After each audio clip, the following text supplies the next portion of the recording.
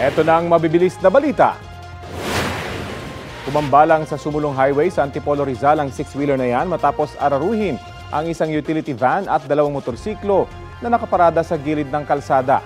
Ayon sa driver ng truck, nawalan siya ng preno sa pababa at pagbakurbang bahagi ng kalsada dahil basa ang daan.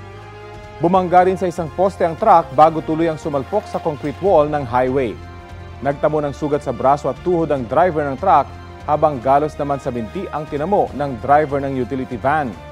Wala namang nasawi sa insidente. Bumaliktad ang taxi na yan matapos bumangga sa mga barrier sa northbound lane ng Quezon Avenue flyover sa Quezon City kaninang madaling araw. Wasak ang harapan ng taxi, basag din ang windshield at kumalas ang bumper nito.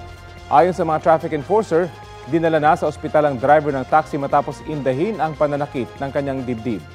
Walang sakay na pasahero ang taxi na mangyari ang insidente. Nagdulot yan ng matinding traffic sa lugar. Natanggal ang sasakyan sa kalsada matapos ang isang oras. Patuloy pa ang investigasyon.